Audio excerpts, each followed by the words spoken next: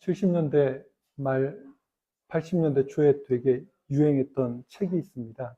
두 명의 모모가 되게 유명하다고 그 당시에 그랬었는데, 하나는 이제 미하엘 엔데가 쓴 모모라고 하는 책입니다. 요즘은 이제 아이들에게 그 동화, 그 짧은 동화로 이렇게 작게 축약해서 모모와 시간의 도둑 뭐 이런 식으로 이제 동화책으로도 많이 나오고, 모모라고 하는 책으로 이제 많이 나오는 그 모모가 있습니다.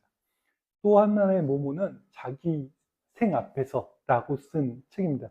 로맨가든이라고 하는 사람이 쓴 책인데, 그게 이제 에밀 가르트라고 하는 가명으로 쓴 책입니다. 거기에 나오는 주인공이 모모입니다. 이 두 모모가 되게 유명했고요. 그래서 혹시 기억하시는 분들, 어르신들 중에 기억하시는 분들이 있을지 모르겠지만 70년대 그래서 가수 부른 사람은 기억이 안 나는데 모모라고 하는 노래가 있었습니다. 그게 이제 그 자기 생 앞에서라고 하는 로맨가든 죄송합니다. 로맨가든이 쓴 그 모모에서 그 영감을 얻어서 그 노래를 이제 썼다고 이야기를 하는데, 그렇게 해서 이제 그 두 모모가 되게 유명했었습니다. 그 두 모모는 의 공통점은 그거죠. 사람이 좀 여유가 있는 삶, 그러니까 여유가 있다는 것이 어떤 것이냐, 한가하다는 것이 어떤 것이냐, 그리고 그걸 통해서 다른 사람을 돌아보는 것이 어떤 것이냐에 관한 이야기였는데, 그 마이클 앤델이 쓴 모모는 그 모모 자체가 좀 이렇게 좀 한가했습니다. 그래서 좀 시골 같은 풍경도 정원이었고, 그리고 원형극장 뭐 이런 데도 나오고, 뭐 이러면서 약간 동화 같은 분위기여서 좀 그런데, 아까쯤에 얘기한 자기 생 앞에서의 그 모모는 그 모모 그 자체가 좀 분위기가 되게 안 좋은 분위기였습니다. 세계대전 직후에 일어났던 일이고, 그 도시에서 사람들 자체가 그 모여 있는 곳인데 굉장히 그 안 좋은 동네, 그러니까 가난한 사람들이 모여 사는 동네에서 일어났던 일들을 그대로 보고 듣고 했던 곳이라 좀 약간 좀 처연한 분위기에 속해 있었습니다. 그래서 그걸 보면 사람이 도대체 어떻게 사느냐에 관한 이야기를 할 수밖에 없는 거였죠. 처음에 이제 마이클 앤델의 모모는 이제 제가 어릴 때 읽었고, 나중에 이제 30대 다시 한번 읽고, 그리고 나서 한 두어 번 더 읽었는데, 자기 생 앞으로도 제가 이제 30대 후반에 그 책을 읽고, 이제 좀 많이, 좀 일찍 읽을 걸, 뭐 이런 생각을 좀 많이 했던 책 가운데 하나입니다. 그 두 권의 책을 읽고, 이제 제가 좀 약간 제 생이 좀 많이 바뀐 책 가운데 하나죠. 가끔 농담 삼아 이야기하는데, 죄 좌우명이 바뀌었습니다. 죄 좌우명이 이제 그 책을 읽고 나서 이야기하는 게, 제 좌우명이 그겁니다. 오늘 할 일을 내일로 미루자. 그게 이제 좌우명으로 바뀌었는데, 그 책을 읽고 가장 많이 느낀 게 이제 그것이었죠. 우리들이 삶을 살면서 굉장히 바쁘게 삽니다. 그리고 우리가 지금 우리들의 부모님의 인생은 굉장히 바빴죠. 그리고 그 바쁜 인생을 우리들이 쭉 살다가 어느 순간에 바쁜 일상을 딱 놓는 순간이 왔습니다. 그게 이제 주 5일이라고 하는 개념이 이제 들어오면서 그랬던 거죠. 그래서 우리들이 생각할 때 주 5일이 얼마 안 됐습니다. 주 5일이 되기 시작한 지 20년이 약간 안 된 것 같은 느낌이에요. 지금 20년이 뭐 되든 안 되든 뭐 이렇게 됐던 것 같습니다. 그게 저희 딸이 초등학교 때 주 5일이 됐으니까요. 맞죠? 저희 딸이 초등학교 때 주 5일이 그때 됐죠? 그러니까 10몇 년? 지금 20년이 안 됐습니다. 20년이 안 된 상황에 주 5일이 들어오면서 사람들이 계속 바쁘다가 어느 순간에 딱 쉬는 텀이 생기게 됐죠. 그러면서 지금까지 10몇 년이 지난 지금, 뭐 요즘은 주 4.5일 뭐 이렇게 해서 얘기가 나오는데, 요 시간이 되면서 사람들이 계속 이야기하는 거죠. 바쁘지 않으면 사람들이 도대체 어떻게 살까? 바쁘지 않고 너희들이 살 수 있어. 맨날 놀고만 살려고 하고, 놀고만 있으면 어떡해? 뭐 이러면서 이제 계속, 아직도 이제 얘기가 나오는 게, 우리가 바쁘게 살던 시절이 멈춘 시기가 얼마 안 됐습니다. 반대로 얘기하면, 우리가 그 바쁜 시기를 살아가는 과정 속에서 한가함 혹은 여유가 어떤 것인지 전혀 모르고 있는 거죠. 지금 우리들의 인생은 이런 거죠. 내일 할 일도 오늘 해야 되는 거고요. 오늘 내가 열심히 근면해서 무언가를 막 정신없이 하지 않으면 아무것도 안 되는 삶처럼 우리들이 계속 이야기하고 있습니다. 그래서 우리는 우리들의 앞만 보고 끊임없이 경주해 나가고요. 우리들의 부모님들은 그러한 인생을 지금까지 계속 살아왔던 거고요. 그리고 우리들도 마찬가지고, 우리들의 아이들이 클 때도 똑같이 너희들의 부모님은 아무것도 없이 계속 경주만 했어. 뭐 이렇게 이야기하는 시기가 우리들의 시기였던 거죠. 뭐 저희들 학교 다닐 때도 똑같았죠. 저희들 학교 다닐 때도 거의 공부를 엄청나게 시켰습니다. 일주일 동안이면 7일 동안 학교를 다녔었어요. 일요일도 학교를 불렀으니까요. 뭐 언제까지 그랬는지 잘 모르겠지만 저희 학교 다닐 때는, 저희 고등학교 때는 이제 가서 운동하고 있으면 애들이 일요일 날 이렇게 옵니다. 와서 이제 막 공부하고 막 가고 막 그랬었으니까요. 그리고 제가 이제 고3 때 이제 전 운동을 그만뒀으니까 고3 때도 그렇게 했었습니다. 그러니까 일주일 내내 아이들은 늘 학교에 갔었고, 방학 때도 늘 학교에 갔었고, 학교에서 늘 보내고요. 그것이 당연하다는 듯이 그러한 삶을 살았었죠. 그리고 저희들이 사는 모든 삶 속에서 이게 토요일 날 반공휴일이라 그러잖아요. 그때 이제 끝나는 시간이 4시였습니다. 저희가. 토요일 날 이제 직장이 끝나는 시간이 4시였고요. 그리고 12시에 끝나는 직장은 되게 좋은 직장이었습니다. 그 당시에. 12시에 끝나는 직장은 되게 좋은 직장이었고요. 대부분 4시에 끝나면, 어우, 일찍 끝났네. 이렇게 이제 됐습니다. 그러니까 이제 일찍 직장에 다니는 친구들이 있어서 그 친구들하고 이제 퇴근 후에 만나자 그러면 8시였습니다. 퇴근이 8시였으니까요. 7시, 뭐 8시 이때 끝났으니까, 야, 퇴근 후에 만나자 그러면 무조건 8시였고요. 뭐 하여튼 그런 식으로 이제 일상이 이제 그렇게 진행이 됐습니다. 그리고 지금은 휴가가 어떻게 될지 모르겠지만, 그 당시에 휴가는 1박 2일, 뭐 2박 3일 이러면 이제 휴가가 다 됐고요. 그건 교회도 거의 마찬가지였습니다. 그래서 가끔 이제 농담삼아 이야기하는데, 이제 뭐 이렇게 후배 목사님들이나 뭐 이렇게 결혼식 할 때 되면 이야기하죠. 저희 때는 2박 3일 결혼식 하면 2박 3일 휴가를 줬습니다. 그래서 주일날 예배 끝나고 주일날 모든 예배를 마치고 휴가가 결혼식 신혼여행이 출발합니다. 그러니까 토요일날 결혼식을 하고 주일날 모든 예배를 마치고 이제 신혼여행을 출발해서 수요 예배 전까지 교회를 들어와야 됩니다. 이게 이제 하는 거였는데, 그 당시에는 그게 이상하지 않았습니다. 왜냐하면 그 당시에는 그냥 일상이었고요. 회사를 다니는 모든 사람들도 마찬가지로 그렇게 하는 게 마찬가지였습니다. 그러니까 사람들이 어떤 일을 하는 데 있어서 열심히 무언가를 한다라고 하는 개념이 지금 우리들이 생각하고 있는, 지금 뭐 성장하고 있는 아이들이 생각하고 있는 열심하고는 개념 자체가 다른 거죠. 뭐 아무것도 없는 상황에서 그렇게 이제 사람들이 일을 했기 때문에 뭐 지금 키워놓는 뭐 나라이기도 하지만, 그래서 그렇게 열심히 일했기 때문에 반대로 젊어서 돌아가시는 분들도 되게 많았고요. 제가 20대만 해도 40대를 넘기기가 쉽지 않았다, 이런 얘기를 되게 많이 했거든요. 제가 20대만 해도 그 당시에 40대는 거의 뭐 이렇게 어느 날 갑자기 돌아가시는 경우들이 무지 많았고요. 그래서 목사님들 가운데서도 어느 날 갑자기 이렇게 어떤 목사님이 돌아가셨다고 부고가 뜨면 목사님들이 모여서 늘 하는 말이 그겁니다. 너무 열심히 하지 마. 언제 죽을지 몰라. 너무 열심히 하지 마. 남은 사모님만 불쌍해. 뭐 이런 얘기를 이제 우리 때는 이제 너무 자연스럽게 했던 기억들이 이제 계속 있습니다. 그러니까 그런 사회를 지나고 나가면서 사람들은 이제 앞만 보고 가는 상황이 연출이 됐었죠. 그리고 지금 어느 순간에 이제 주 5일을 하면서 갑자기 쉬는 시간이 들어오기 시작하고, 회사에서 이제 일하는 시간도 이제 많이 축소되고, 그리고 뭐 여러 가지 하여튼 그 휴가나 뭐 이런 일들도 많이 늘어나게 되면서 갑자기 사람들에게 여유라고 하는 개념이 들어오기 시작했습니다. 문제는 뭐냐면 사람들이 지금까지 바빴잖아요. 그리고 그 바쁜 관성이 지금도 유지되기 시작합니다. 그러니까 바쁜 관성이 지금도 유지되니까 어느 순간에 여유라고 하는 단어가, 쉼이라고 하는 단어가 사람들에게 들어왔을 때 사람들이 그 쉼을 받아들이는 느낌이 쉬는 게 무엇인지 잘 모르는 경우가 더 많습니다. 그래서 쉼이라고 하는 단어가 들어왔을 때 사람들은 쉬는 그날 무엇을 할 것인가를 또 고민하기 시작하는 거죠. 쉬어야 되는데 쉼이라고 하는 단어가 없잖아요. 그러니까 그날 뭐든 하지 않으면 내가 쉬는 것이 아니라고 생각합니다. 그래서 쉬는 날 더 바쁘기 시작하는 시간들이 연출되고요. 쉬는 날 너무 힘들어서 출근할 때 힘듭니다. 어우, 피곤해 죽겠어. 쉬느라고 너무 피곤해. 이런 얘기를 계속 하죠. 그리고 노는 것도 사람들이 지금까지 그래왔기 때문에 여유 있게 노는 게 무엇인지 잘 모릅니다. 그러니까 어떻게 해요? 노느라고 바쁩니다. 아까워서 그걸 어떻게 못하고요. 다니면 시간 단위로, 분 단위로 끊어서 놀아야 됩니다. 놀러 갔는데 아침에 6시에 기상해서 가야 되고요. 뭐 사람들끼리 모여서 가면, 아니 왜 이렇게 일찍부터 움직여? 그러면 빨리빨리 움직여서 빨리빨리 놀아야 돼. 시간이 너무 아깝잖아. 뭐 이렇게 이제 움직여가기 시작하고요.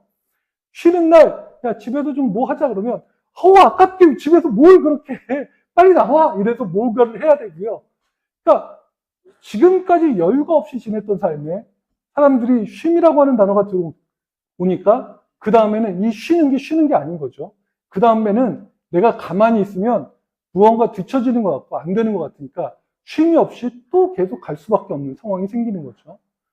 교회도 마찬가지입니다. 교회도 이 바쁜 와중에서 교회 생활도 사람들이 열심히 해야 되잖아요. 신앙생활을.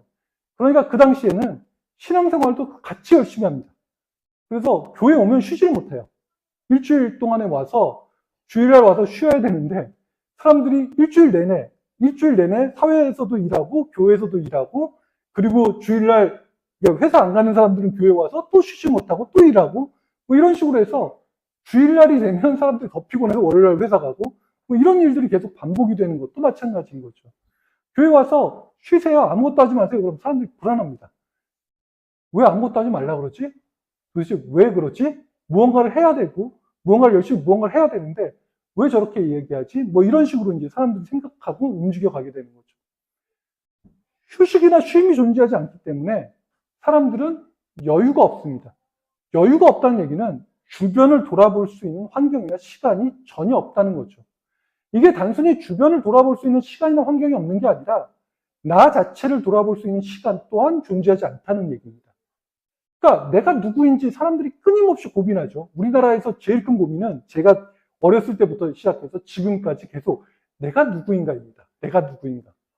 그래서 저희 어렸을 때부터 계속 이야기하는 거예요. 나는 누구인가? 나는 도대체 뭐 하는 사람인가에 대한 얘기를 계속합니다.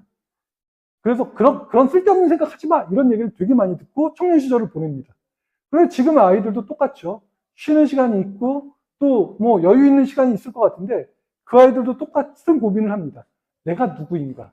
나는 누구인가? 그러니까 저희 때는 혈액형 가지고 얘기했거든요. 너 O형이야? 그러면 너는 뭐 어떤 사람이야? 너 AB야? 너 좀 이상한 애네? 너 B형이, 너 그럴 줄 알았어? 그러니까 네가 그렇게 튀지. 뭐 이런 식으로 이제 사람들이 얘기했었는데 요즘은 좀 복잡해졌어요. MBTI라고 해서 좀 복잡해지는 얘기들이 이제 들어가기 시작해서 끊임없이 자기를 돌아볼 수 있는 시간이나 자기를 볼 시간조차 없이 바쁘게 지내니까 결국 나를 돌아볼 수 있는 시간조차 존재하지 않습니다. 즉, 내가 누구인가? 내가 어떤 존재인가? 뭐 하는 사람인가에 관한 이야기를 하지 않는 거죠. 전혀 그런 것들이 없이 움직여갈 수밖에 없는 상황이 생기게 됩니다. 베드로 전서가 쓰여진 이 시기는 기독교에 이제 3대 박해가 있습니다. 기독교에서 얘기하는 초기 기독교에서 가장 박해가 심한 3대 박해가 있는데, 하나는 네로가 하는 대박해가 있고요. 또 하나는 이제 도미티안 왕제가 했던 박해가 있습니다. 이때 이제 성경이 제일 많이 쓰여졌습니다. 그러니까 박해가 굉장히 심했던 거죠. 이때는. 그래서 뭐 요한계시록도 이제 이 당시에 쓰여졌는데 이때가 있고요. 트라우트 황제가 하는 또 박해가 있는데 이때는 지역적인 박해여서 그렇게 심한 박해는 아니라고 일반적으로 얘기합니다. 그런데 어쨌든 이 도미티안 왕제하고 트라이안 왕제 요 시기에 그 베드로전서가 쓰여졌습니다. 그러니까 박해가 굉장히 심해서 기독교인이라면 요한계시록 보면 막 이가 갈릴 정도의 그 원한이 있잖아요. 그럴 정도의 어떤 원한을 가지고 있는 시기. 그러니까 누구나가 다 괴로워하는 시기에 베드로전서가 쓰여졌습니다. 그런데 베드로전서는 그러니까 말 그대로 따지면 반대로 얘기하면 전쟁 시기라고 이야기하는 거죠. 박해를 받고 있으니까 싸우든 아니면 내가 도망을 가든 늘 두려움과 고난과 어떻게 해야 될지 모르는 그 공포 속에서 살아야 되는 시기이기 때문에 우리가 요즘 들어서 이야기하면 약간 전쟁과 같은 시기라고 이야기할 수 있습니다. 그러니까 늘 전쟁이라고 하는 측면에서 본다면 지금 사람들은 굉장한 스트레스 속에서 기독교인들은 하루하루를 살아가야 되는 거죠. 전쟁의 스트레스는 어마어마해서 지금도 외상후 스트레스 장애 때문에 고생하시는 분들 되게 많습니다. 베트남 전쟁 이후, 뭐 베트남 전쟁을 겪어오신 사람도 지금 면적 어마어마가 됐는데 지금도 그것 때문에 고통을 받는다고 이야기할 정도니까요. 하여튼 이러한 전쟁의 공포 속에서 이 사람들은 들어가 있는 거고요. 이 상황 속에서 베드로전서가 쓰여졌습니다.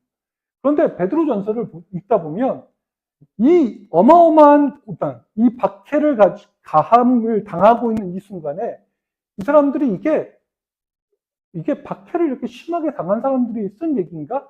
라는 생각이 들 정도로 여유가 있습니다. 그러니까 베드로전서는 먼저 박해를 당해서 이렇게 어려운 상황에 니네가 처해 있으니까 스트레스를 어떻게 해, 아니면 뭘 어떻게 해, 막 이런 얘기를 써 있는 게 아니라 니네가 누구인가를 먼저 이야기하기 시작하는 거죠. 그러니까 이렇게 전쟁 상황에서 이렇게 박해를 당하는 상황은 전쟁 상황이라고 제가 얘기를 하는 거니까 이렇게 전쟁 같은 상황, 삶 속에서 그들에게 먼저 이야기하는 게 뭐냐면 너희가 누구인가입니다. 너희가 믿는 하나님이 누구고 너희는 누구냐를 먼저 물어보기 시작합니다. 그래서 베드로전서에서 가장 유명한 이야기, 2장에 나오는 이야기가 너희는 왕 같은 제사장이야 라고 이야기하는 말들이 지금 우리가 일상생활을 사는 이 과정 속에서 나오는 게 아니라 사람들이 지금 박해를 받아서 전쟁 같은 상황 속에서 지금 하고 있는 말들이라는 거죠.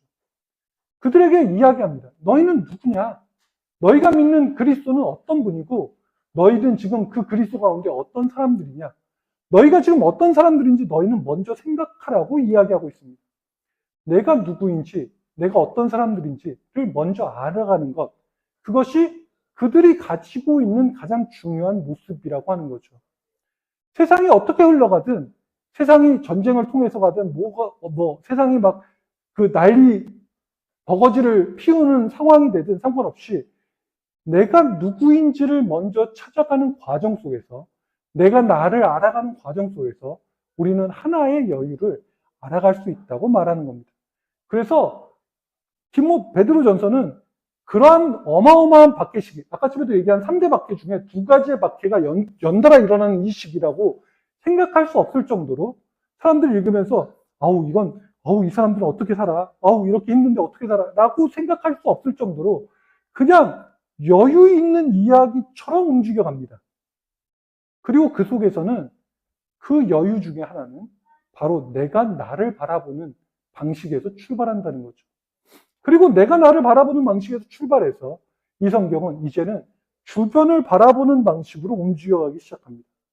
아내가 남편에게 혹은 다른 사람들에게 내가 어떤 방식으로 모든 사람들에게 움직여갈 것이고 그들을 내가 어떻게 할 것인지에 대한 이야기를 먼저 합니다. 니네는 어떻게 도망쳐? 니네는 어떻게 살아남아야 돼? 이럴 땐 니네는 어떻게 해야 돼? 라고 이야기해 주지 않고요. 이 전쟁 같은 상황에서 자, 네가 누구인지 알았으면 그 다음번엔 어떻게 해요? 자, 네 옆에 있는 사람들의 모습을 보면서 네가 어떻게 생활을 할지, 네가 그 가운데 어떠한 삶을 살아갈지를 생각을 하고 움직여라고 말하고 있는 거죠. 그리고 그걸 통해서 사람이 사람에게 대해서 어떻게 인도하고 어떻게 바라보고 어떤 삶을 살아갈지를 충분히 이해하고 움직여간다는 겁니다. 즉, 지금 자신의 삶에 전쟁이라고 하는 이 아주 치열한 삶에 매몰되지 않고요. 내가 나의 삶을 어떻게 움직여갈지를 또한 말하고 있는 거죠. 그리고 이러한 것 속에서 마지막으로 오늘 이야기하는 것이 바로 사랑이라고 하는 것입니다. 이게 여유 있게 나는 너를 사랑해요. 당신들을 사랑해요. 이 세상은 사랑으로 움직여요. 너무 기분 좋은 상황에서 일어나는 말이 아니라 지금 내가 발만 한 끗 잘못 디디면 영원한 나락으로 그냥 일반적으로 그냥 죽는 게 아니라 어떠한 고통을 어떠한 고문으로 죽을지 모르는 상황 속에서 이 사람이 지금 한 발자국만 어떻게 내디뎌도 나는 어떻게 될지 모르는 이 상황, 이러한 극심한 공포와 스트레스 속에 있는 상황 속에서 이 사람은 사랑을 말하고 있다는 거죠. 내가 누구를 사랑해야 되느냐? 내가 어떻게 사랑해야 되느냐? 그리고 그 사랑에 대해서 내가 무엇을 말해야 되느냐에 관해서 이야기하고 있다고 말을 합니다. 그리고 그러한 사랑이야말로 우리들이 이 극심하고 엄혹한 세월을 보낼 수 있는 가장 중요한 실마리다라고 말하고 있는 거죠. 예전에 이제 권장생 씨가 쓴 그 수필집이 있습니다. 우리들의 하나님이라고 하는 수필집이 있는데 거기에서 그 권장생 씨가 매 새벽마다 이렇게 이제 본인이 그 새벽종을 치고 사람들이 모여서 이제 기도하는 그것에 관해서 이제 자신의 경험담을 이야기하는 말이 있습니다. 그 권장생 씨가 하는 말이 있습니다. 그 가난한 동네에서 그 당시에 이제 60년대였으니까요. 가난한 동네에서 이제 새벽종을 치면 아이 엄마들이 이제 포대기에 아이를 업고 새벽마다 나와서 이제 기도를 하죠. 그들이 엄혹한 세월 속에서 막 힘들고 어려운 세월 속에서 그들이 나와서 기도하는데 그들이 새벽에 기도하고 간 자리, 그 당시에는 이제 이런 의자도 없고요. 그 마룻바닥에서 무릎 꿇고 이제 예배를 드렸으니까 무릎 꿇고 이제 나간 자리에 이제 교회를 청소하기 위해서 오면 거기에 물자국만 이렇게 남아 있답니다. 그러니까 새벽에 와서 그들이 아이를 위해서, 자기 자녀를 위해서 계속 울면서 이제 기도했다는 거죠. 그러한 사랑이 교회를, 그리고 그들 자신을 그 엄혹한 세월, 우리가 살아왔던 그 엄혹한 세월을 이길 수 있고 그 세월을 살아갈 수 있는 힘을 주었다고 그는 이야기하죠. 즉, 우리들이 살아갈 수 있는 힘이 무엇이었냐면 누군가를 물론 자녀들이었겠지만 그들을 사랑해서 그들과 더불어서 내가 살아갈 수 있는 힘을 내가 얻었다고 이야기합니다. 사랑이 존재하지 않는다면 우리들의 부모님들은 그 세월을 못 살았겠죠. 매번 먹고 살기 어려웠을 거고, 우리나라가 제대로 먹고 살기 시작했다고 이야기하는 시절이 80년대 이후거든요. 그리고 잘 먹기 시작했다고 이야기하는 게 88년 이후입니다. 그러니까 사실은 제대로 이렇게 삶을 살아갈 수 있는 시기는 얼마 안 되었던 거죠. 그래서 70년대 우리 집은 잘 먹었어요. 제대로 먹었어요. 그러면 그 집은 부자였던 곳이고요. 그렇지 않은 곳들은 굉장히 어려웠던 사람들입니다. 그래서 80년대 초반만 해도 월급이 70년대 후반, 80년대 초반만 해도 월급이 10만 원이 안 됐던 걸로 제가 기억하거든요. 일반적인 회사 월급이. 그리고 80년대 중반, 이때도 20만 원, 30만 원 이랬던 걸로 제가 기억합니다. 초봉. 그래서 20만 원이 넘으면 월급이 굉장히 많았다. 이렇게 이제 알고 있었던 시기였습니다.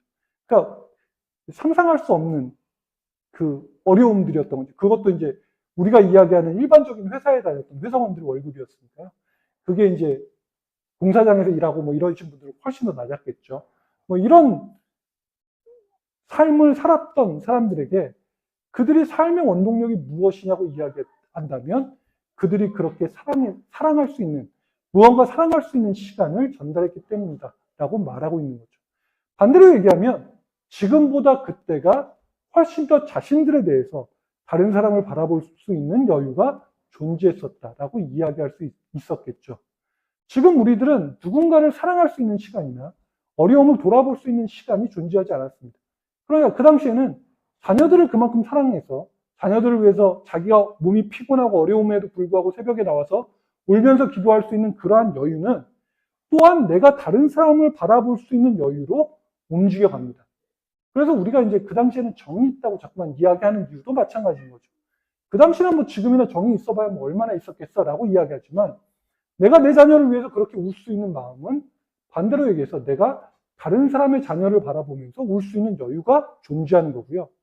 내가 내 자녀를 그렇게 움직일 수 있는, 자녀를 바라보면서 그 자녀를 품을 수 있는 여유는 다른 사람의 자녀도 함께 품을 수 있는 여유로 등장하기 시작합니다. 내 어려움에도 불구하고 다른 사람들과 더불어서 함께 움직여갈 수 있는 여유도 역시 마찬가지로 있는 거죠. 내가 힘들면 당신도 힘드니까 힘듦을 서로 나눌 수 있는 여유도 그 당시엔 존재했던 거죠. 그런데 이제 우리가 그러한 과정 속에서 이 사랑이 어느 순간에 식기 시작하고요. 어느 순간에 사라지기 시작하면서 우리는 내 자녀와 다른 사람의 자녀 혹은 나와 주변의 사람들을 돌아볼 수 있는 여유가 시간적 여유는 생겼지만 그러한 여유가 존재하지 않게 되기 시작합니다. 바쁜 시간이 멈췄습니다. 바쁘지 않게 되죠. 그리고 사람들은 자기가 놀 수 있거나 자기가 움직일 수 있는 여유가 있습니다.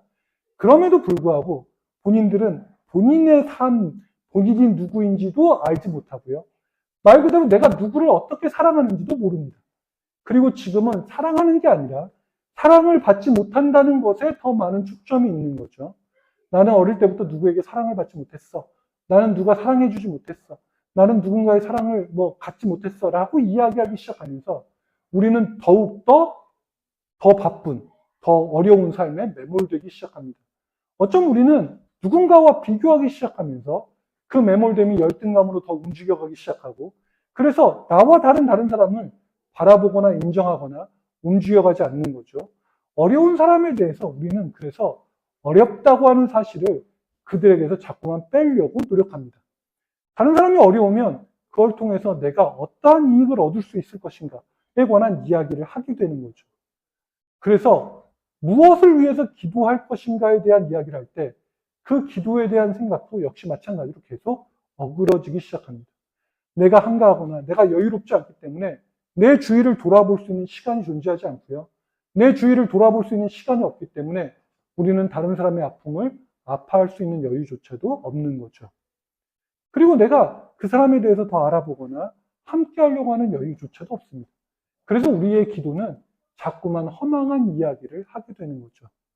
기도가 무엇이냐? 라고 물어본다면 사람들은 여러 가지 이야기를 하는데, 오늘 이제 뒤에 그 대중가요죠. 누나라고 하는 그 가수가 있습니다. 그 가수의 기도라고 하는 노래를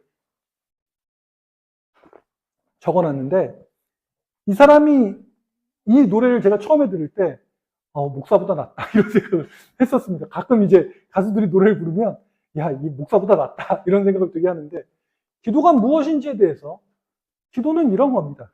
기도는 이것이다 라는 명확한 설명을 해주는 것이죠. 다른 사람을 위해 안타까운 마음으로 중보기도, 뭐 나를 위한 기도 마찬가지지만 다른 사람을 위한 안타까운 마음이 그 가운데 스며들고 있고요. 그리고 내가 그를 위해서 어떻게 해줄 것인가에 대한 고민 또한 포함되어 있는 것이 기도입니다. 기도는 다른 사람을 위한 것으로 움직여지지 않습니다. 내가 허공에 메아리 쳐서 없어지는 말이 기도가 아닌 거죠. 여유가 없으면 기도를 할 수 없습니다. 내가 그 사람을 바라보고 생각할 수 있는 여유가 없다면, 그리고 내가 나를 볼 수 있는 여유가 없다면 기도 자체가 성립되지 않습니다. 기도는 내 말을 일방적으로 하는 것이기도 하지만 하나님의 얘기를 들을 수 있는 귀한 시간이기도 합니다. 여유가 없으면, 나를 볼 수 있는 여유가 없으면 하나님의 말을 들을 수 있는 여유도 안 생길 거고요. 내가 다른 사람들을 역시 마찬가지로 한번 기도할게요 그러고 기도하고 끝내면 그 사람의 아픔이나 그 사람이 당한 처지의 괴로움이나 그 사람을 위한 생각은 전혀 존재하지 않고요. 내가 그를 어떻게 위로할지, 그에게 어떻게 손을 내밀지에 대한 생각 역시도 존재하지 않게 되는 거죠. 오로지 이 세상은 나만 살면 되는 세상 속에서 우리는 나를 향한 마음, 내가 원하는 내 욕심에 관한 이야기 속에서 매몰되어 버리는 거죠. 그래서 멀리 가거나 더 큰 것들을 보지 못하고 그냥 그곳에 매몰되어 버립니다.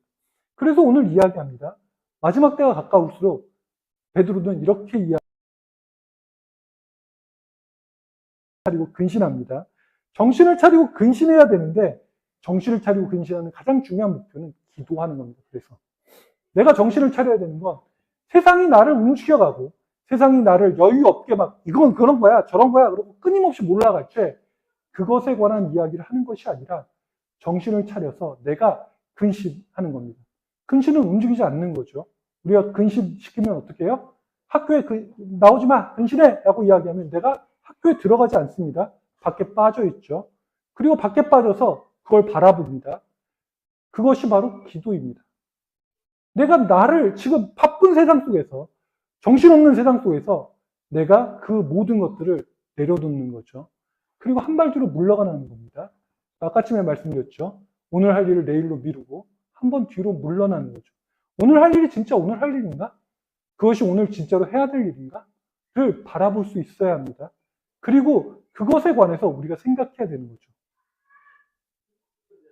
그리고 내가 다른 사람들을 바라보는 것도 똑같습니다. 저 사람들은 원래부터 저래 라고 하는 것이 아니라 한 발 더 물러나서 다시 그들을 바라보는 거죠. 그리고 그들의 아픔을, 그들의 생활을, 그들의 생각을 내가 받아들일 수 있어야 합니다. 그리고 나서 그들에게 내가 무엇을 할 것인지를 내가 지켜봐야 하는 거죠. 그것이 기도하는 겁니다. 그래서 마지막 때가 될수록, 지금 정신없이 세상이 막 돌아가고 정신이 없는 순간일수록 우리는 정신 차려야 되고 근신해야 되며, 그것을 위해서 우리는 또한 기도해야 합니다. 그것이 될 때 우리는 무엇을 할 수 있냐면 사랑할 수 있습니다. 사랑은 시간이 있어야 합니다. 내가 그 사람을 바라볼 수 있고 그 사람을 생각할 수 있어야 사랑할 수 있죠. 그를 생각할 수 없으면 사랑할 수 없습니다. 부모가 자식을 사랑하는 것은 부모가 자식을 위해서 더 많은 생각을 하기 때문인 거고요. 자식도 부모가 나를 생각하고 있다는 사실을 알고 있기 때문에 그 사랑을 받아들이는 것이죠. 요즘 계속 이야기하는 게, 아이들이 우리 부모는 나를 사랑한다고 말하는데 사랑하는 게 아니에요 라고 이야기하는 건, 부모는 아이를 생각하지 않습니다. 아이를 생각하는 게 아니라 자기의 방식을 생각하는 거죠. 자기의 방식을 아이에게 자꾸만 이식시키려고 합니다. 아이의 말을 들으려고 하지 않고요. 아이와 더불어 함께 있으려고 하지 않습니다. 그리고 나니까 서로가 생각해주지 않고 함께해주지 않죠. 그러니까 사랑하지 못합니다. 오늘 여기 번역을 뜨겁게 라고 번역했는데 캐톨릭 성경은 이걸 한결같이 이렇게 번역했습니다. 그래서 사랑이 어느 순간에는 막 어마어마하게 들어가다가 어느 순간에는 들어가지 않습니다. 뜨겁지 않죠. 한결같지 않습니다. 그리고 그렇기 때문에 사랑이 그에게 한결같지 않기 때문에 우리는 사랑하는 사람에게 단점이 너무 잘 보이죠. 아이에게 단점이 너무 잘 보여. 쟤는 저래서 안 돼. 쟤는 그래 너는 그래서 안 돼. 너는 그래서 공부를 못하는 거야. 넌 그래서 앞으로 뭐가 되겠니? 끊임없이 단점이 보이는 이유는 그의 허물을 덮어줄 수 있을 만큼의 여유가 내 가운데 없는 거죠. 그의 성장을 봐줄 만한 여유가 내 가운데 없고요. 그의 성장을 지켜줄 만한 느낌이 내 가운데 없습니다. 그러니까 당연히 나는 그들을 향해서 계속 이야기할 수 있는 거죠. 우리가 세상을 향해서 다른 사람을 향해서도 마찬가지입니다. 그에게 무엇을 해줄까가 아니라 그에게 비난이 먼저 되는 거죠. 비난이 먼저 되는 이유는 간단합니다. 나는 그들을 사랑할 필요도 사랑할 마음도 존재하지 않기 때문에 그런 거죠. 사랑한다고 말을 하지만 뜨겁게 말하지 않는 것도 그들을 보아줄 수 있는 여유가 없는 것도 마찬가지입니다. 베드로는 이야기합니다. 마지막 때가 가까울수록 그리고 우리가 종말이라는 시간이 지금이다 라고 이야기할수록 그들에게 이야기하죠.